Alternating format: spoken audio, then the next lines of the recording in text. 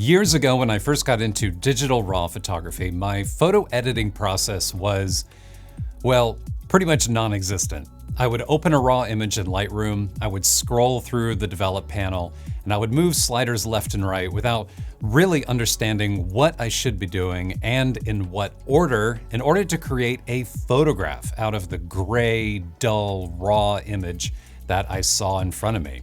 After plenty of failed attempts, I realized that my process, or lack thereof, needed structure. A series of steps, each with its own clearly defined goal, so that anytime I would sit down to edit a photo, I would know where to start, where I was going next, and where I would ultimately finish. So today I'm going to share with you my own 10-step RAW photo processing framework. It sounds rather official, but it's really not. These are simply the steps which work best for me and the way that I approach photo processing. By the way, the focus of this video will be on the framework itself, so I'm not going to go too deep into any one area. If, however, there is a step you'd like to know more about, leave a comment below and I'll consider making a video about it in the future.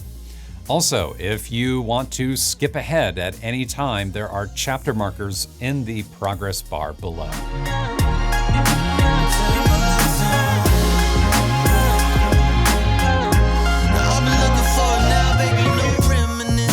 Okay, step number 1. Before you do anything else, this is the time for lens corrections. It's important to make a decision about lens corrections now because they affect exposure. That's because lens corrections remove vignette and distortion from the corners and edges of your raw image. Once removed, your image will then be a little or a lot brighter, depending on the type of lens you used. If your raw image hasn't been automatically corrected by an embedded correction profile, which Lightroom will indicate down here at the bottom of the lens corrections panel, you then have the option of enabling or purposely disabling this feature.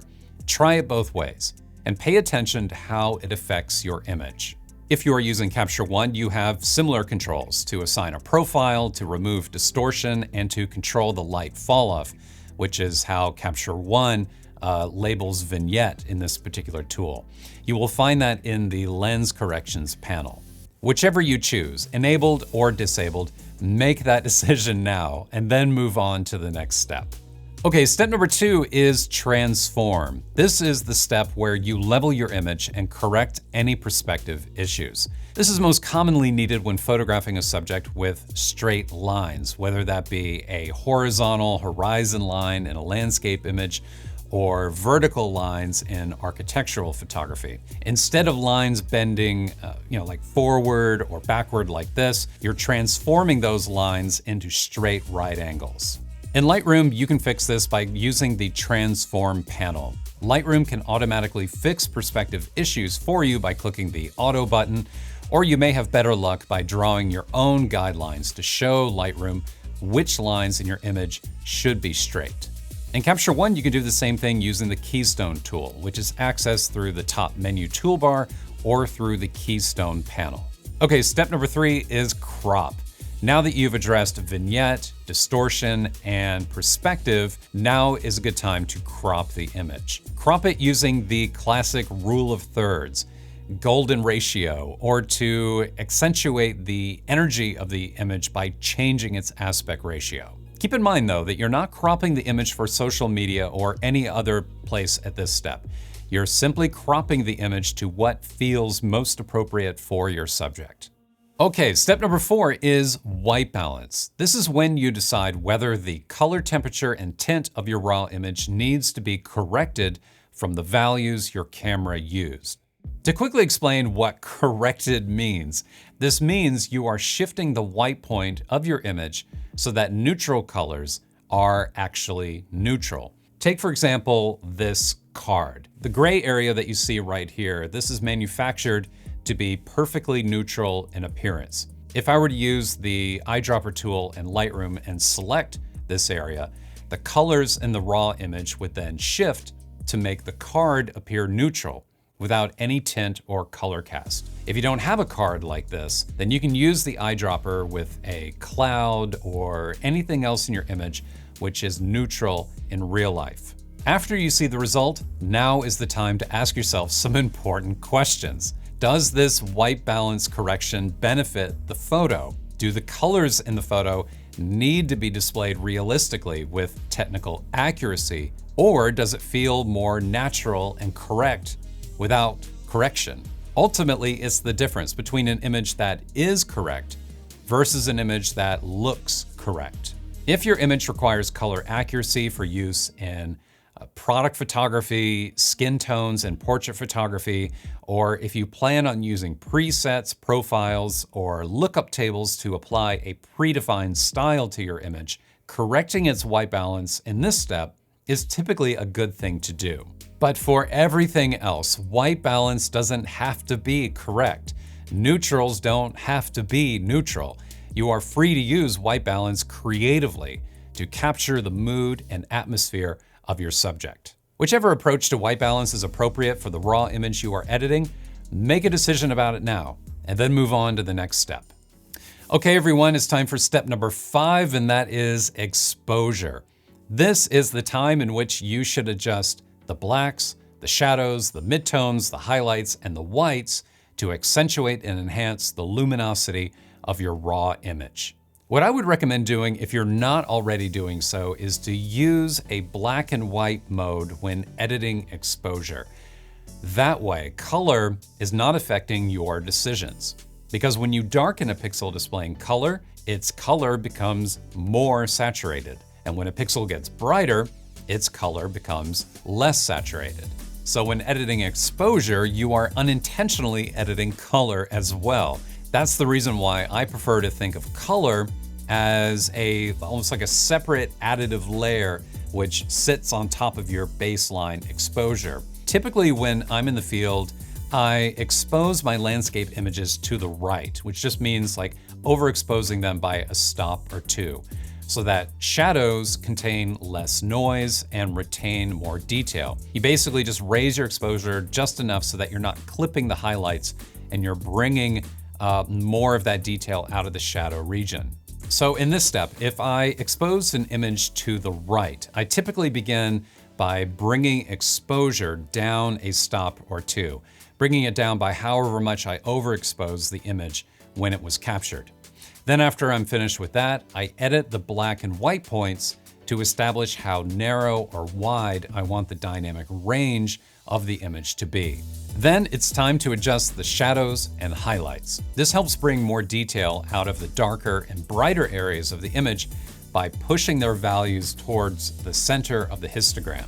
Overall, the goal of this exposure step is to make exposure levels smoother and more gradual throughout the image. Okay, step number 6 is contrast. This is similar to exposure, but in this step, you are working the middle of the histogram. You are now pushing those midtones further apart so that the image doesn't appear too flat or dull. It may seem counterintuitive that now you're pushing the histogram back out after pulling it in the previous step, but by pushing and pulling exposure, you then have more control over how much contrast is applied and also where it is applied. So you don't end up clipping your blacks and whites, and you're able to have more control over the tonal range of values throughout your image.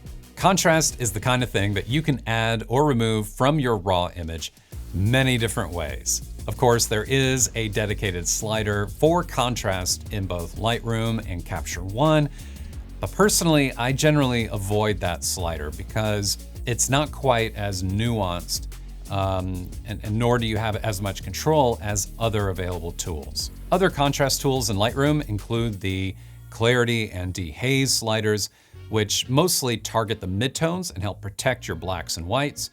Or for more control, you can use the tone curve and dial in one of those classic S-curve shapes to darken shadows and brighten highlights. And then you just have more control over specific tonal areas, specific problem areas in your image to help balance out your exposure and contrast across the image. Okay, step number 7 is color.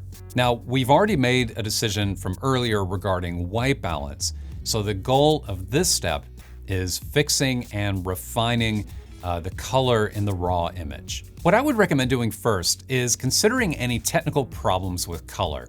Are some colors now dense and oversaturated because of the earlier exposure and contrast edits that you made? Does the hue of a particular color feel weird? For example, are skin tones too orange, or should the sky be more cyan and less blue?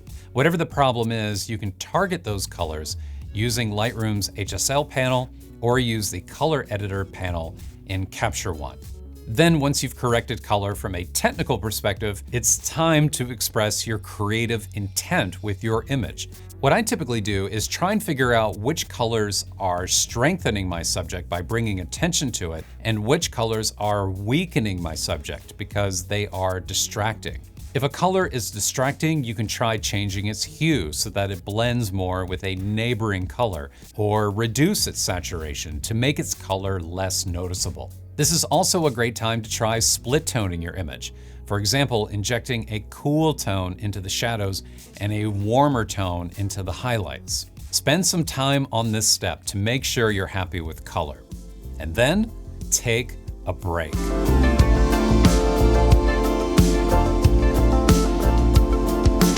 Seriously, this is the best time to do it. Go for a walk, get some coffee. Just get out of the room and the lighting environment that you've been sitting in. If you have the luxury of doing so, wait 24 hours if you can. The reason to do this is because then it will help reset and refresh your eyes. And then after you're done, come back, take another look at your image, and if you're happy with it, then it's time to move on and to break out the fine grade sandpaper and get to work on the remaining steps.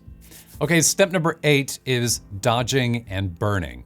Dodging and burning is photography darkroom speak for brighter and darker. This is similar to earlier exposure and contrast steps, but here your focus is on enhancing and improving specific objects or areas inside the image by adding or removing contrast. What I typically do in this step when I'm trying to get a smooth, even exposure across an image is to look at the image from a distance, typically by just zooming out, to see if there's anything in the image which is drawing too much attention, drawing the viewer's eye away from the subject, because its contrast is either too high or too low. This step could be as simple as just adding a vignette using the post-crop vignette tool in Lightroom, a graduated filter to darken the sky or lighten the foreground, or you could use a brush to paint in exposure and contrast adjustments in a specific area.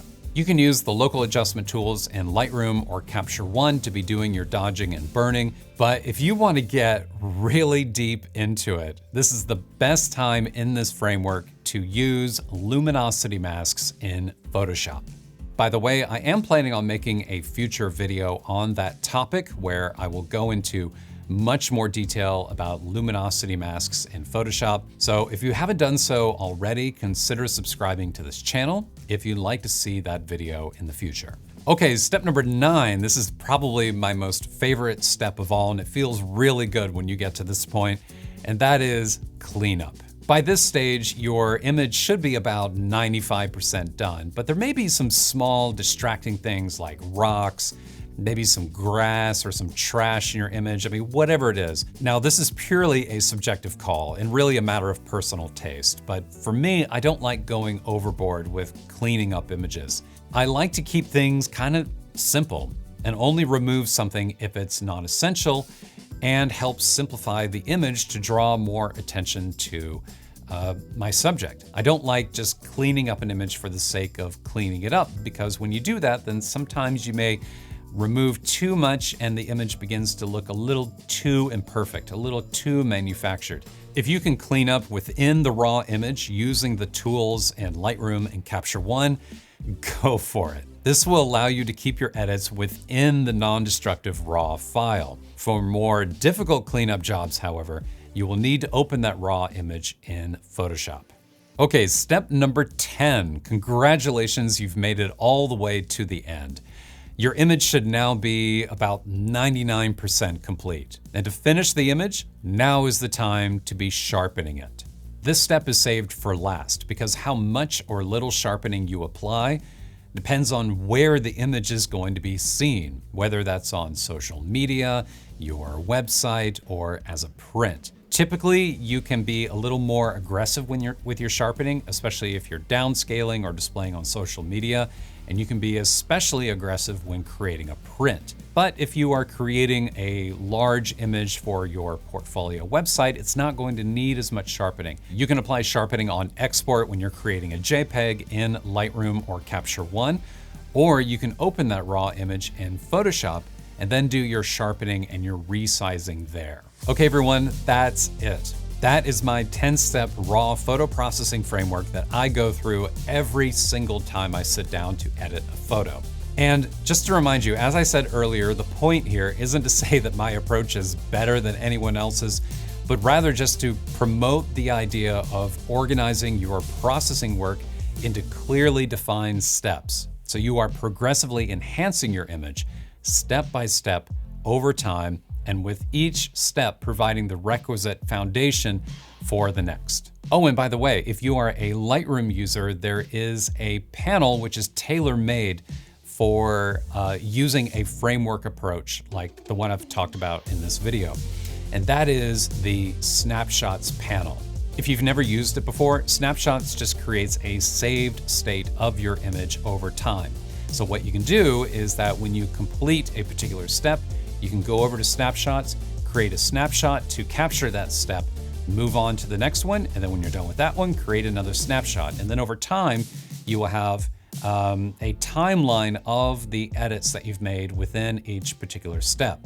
So at any point, if you get to, a particular point in your editing and perhaps you came back from that break I talked about and you really don't like the color, then you can just delete what it is that you've done in that step by just rolling back to the snapshot prior to when you started work. If you enjoyed the video and you learned something from it, please remember to give it a thumbs up below because it really does help with YouTube's algorithm and getting a video exposed and recommended to other people. So I greatly appreciate it if you would. And also, if you just like to keep in touch, if you are interested in videos about photo processing or product reviews, I also have reviewed a number of products recently, from tripods to lights to lenses, then you can check out the rest of my channel to see some of those. And then when the world isn't falling apart, I am out in the field making some landscape videos from there, but right now that's kind of hard to do, so not something that's happening right now, but we'll get there eventually, someday. Thanks again, everyone. Be safe, be well, and I'll see you next time.